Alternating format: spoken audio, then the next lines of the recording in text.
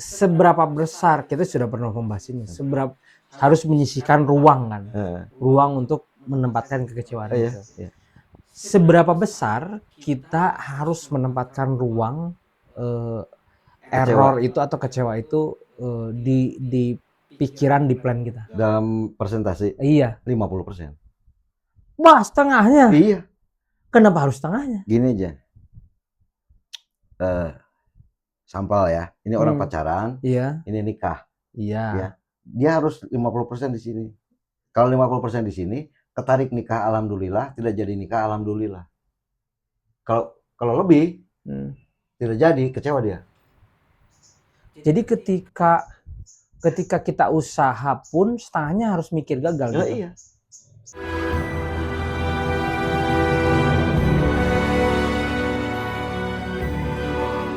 Ya, di sudut ruang Wagun tadi kita sudah bicara soal bagaimana menikmati proses, tapi kemudian juga jangan berharap pada hasil yang sama dengan proses yang kita lakukan gitu ya, kurang lebih kan.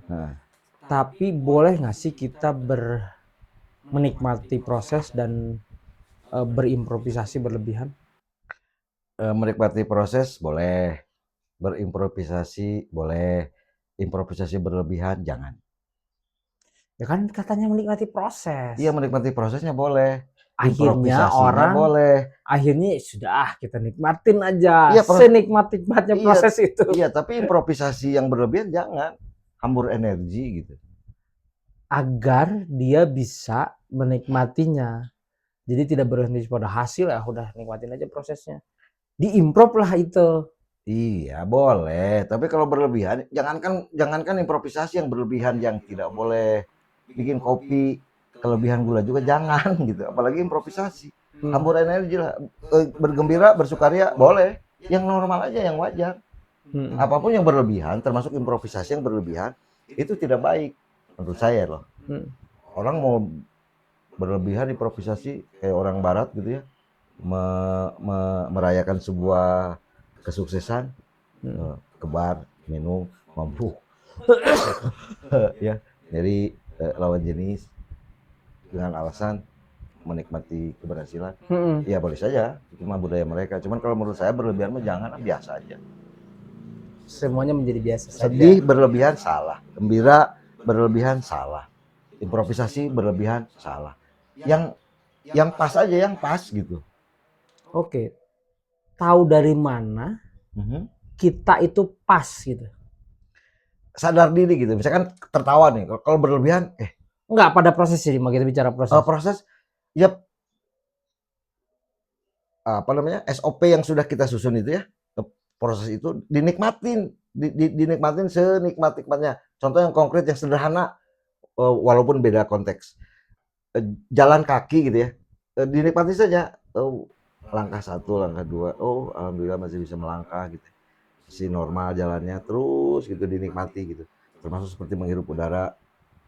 Ternyata saya masih hidup, dikeluarin lagi. Udara orang lain yang dikeluarkan dihirup sama kita. Kita menghirup udara yang kita hirup dikeluarkan. Yang keluar dari hidung kita dihirup oleh orang-orang. Oh iya, mengerti saja. Itu menikmati proses gitu. Artinya tetap ada timeline dan ada deadline dong kalau gitu. Iya, bukan hanya timeline ya, deadline juga ada. Ada deadline. Tetap ada. Ada. Berarti target dong. Begini, deadline itu hanya target waktu gitu. Iya. Apakah hasilnya seperti yang kita inginkan belum tentu. Yang penting timeline dan deadline-nya jelas gitu. Setelah beres itu ya kita lihat hasilnya. Belum tentu sesuai dengan yang kita inginkan walaupun sudah di deadline. Saya mau mengerjakan sesuatu harus 100% 2 jam. Begitu 2 jam ternyata nggak selesai 100% kan. Jadi deadline itu hanya persoalan efektivitas waktu. Hanya rencana berarti. Betul. Tapi kalau bicara tentang skill, tentang eksekusi, pengaruh dari mana yang membuat itu bisa memuluskan semua timeline sama eh, schedule tadi? Nggak ada yang mulus 100%, nggak ada. Di dunia ini nggak ada yang mulus 100%, nggak ada.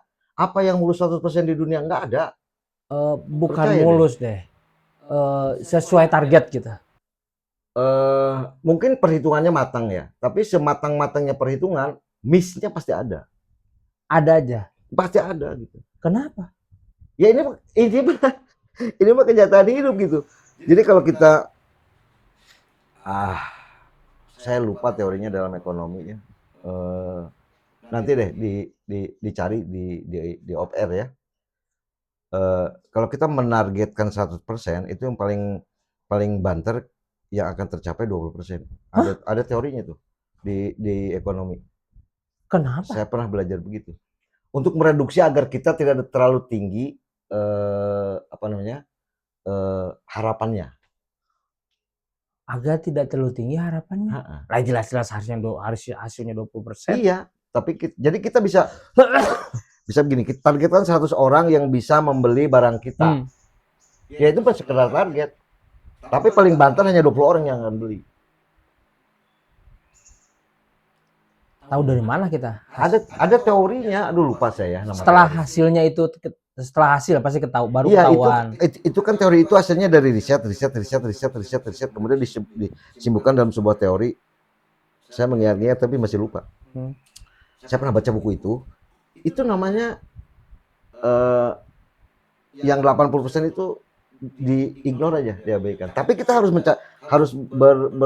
berusaha menargetkan 100 orang gitu. Tapi nanti yang akan didapat 20 orang. Kalau lebih dari 20 orang ya itu mah imaging lah. Gitu. Oke, artinya ketika tahu teori itu, ya kenapa nggak kita targetkan 20% biar on the track sama. Kalau ditargetkan 20%, maka yang dapatnya 2. Ya enggak. Kan kita tahu teori itu. Iya. Ya sudah, serealita aja. Kalau mau 100%, maka harus dikalikan gitu. Jangan 100 orang targetnya gitu. Kalau pengen 100 orang targetnya. Kan itu 80% berarti yang loss-nya kan. Jadi sudah terhitung errornya ya. Tapi katanya memang orang-orang sukses itu tepat, Kang. Itu mah hoki bukan tepat. Kenapa bilang hoki? Ya ada istilah orang itu tangannya tangan emas, apapun yang dipegang, apapun yang direncanakan berhasil. Tapi kan tidak semua orang begitu. Itu mah hoki saja. Tapi kalau jangan juga jangan juga mengatakan bekerja keras, proses dilakukan, banting tulang itu hasilnya akan sesuai. Enggak lah. Yang paling keras bekerjanya kan bukan kita. Itu mah setuju sih. Iya. Yang kerjanya dari subuh sampai malam, sama yang kerjanya 2 kali, cuman 2 jam sehari ada juga. Yang jauh itu emang tidak bisa kita prediksi. Iya beda gitu. Tiap orang itu pasti berbeda. Tapi begini, ada yang memang tadi ya, ketika target 100% terus kemudian dapatnya 20%, berarti kan ada miss, ada error segala macam, ada kecewa di situ. Seberapa besar, kita sudah pernah membahas ini, seberapa harus menyisihkan ruang kan, ruang untuk menempatkan kekecewaan itu. Seberapa besar kita harus menempatkan ruang error itu atau kecewa itu di pikiran, di plan kita. Dalam persentase? Iya. 50%. Wah, setengahnya? Iya. Kenapa harus setengahnya? Gini aja. Sampel ya, ini orang pacaran, ini nikah. Iya. Ya. Dia harus 50% di sini. Kalau 50% di sini, ketarik nikah alhamdulillah, tidak jadi nikah alhamdulillah. Kalau lebih, tidak jadi, kecewa dia. Jadi ketika kita usaha pun setengahnya harus mikir gagal gitu. Iya. Biar apa? Biar kita ada persiapan untuk menampung kecewa tadi gitu. Apakah itu bisa jadi motivasi nggak sih? Maksudnya? Gue nggak mau nih, karena ada peluang kecewa. Kalau orang menolak kecewa, jangan pernah berharap sukses. Bukan. Jadi dia ingin menurunkan angka kekecewaannya dari 50%, cukuplah kecewanya 20%. Jadi gua akan push di sini, push di sana supaya naik gitu. Boleh. Jadi sebagai sebagai motivasi lah. Boleh. Itu Tapi ikhtiarnya. iya, tapi itu kan masih punya ruang untuk menerima kekecewaan. Masih ada ruang gitu ya. Tetap ya. Tetap harus ada gitu. Karena mau nggak mau dalam setiap hal pasti itu ada. Ada lah. Kalau orang tidak pernah kecewa bukan orang, robot namanya. Oke, cuman saya kaget juga bagaimana sebetulnya 50%-nya diberikan space untuk ya tadi Iya. kecewa, Iya, hopelessnya. jadi saya 50% saja. Saya menikah gitu ya. 50%. Bahkan ketika istri saya tanya, ayah cinta nggak? Enggak, saya bilang. Gitu. Di sini aja di 50%. Kok nggak cinta, kok kenapa menikah? Anda mah dikasih sama Tuhan. Gitu. Pemberian Tuhan. Oke, tapi dirawat. saya dapat jawabannya sebetulnya. Ah, Kang Ogun bicara begitu karena ternyata bukan melulu ini bagi yang relationship ya, bukan melulu sebuah perpisahan yang menyakitkan. Perpisahan pasti menyakitkan, tapi tidak melulu dengan pertengkaran gitu, maaf. Iya, iya. Atau dengan apapun. Iya. Tapi kemudian ada banyak faktor Iya, betul.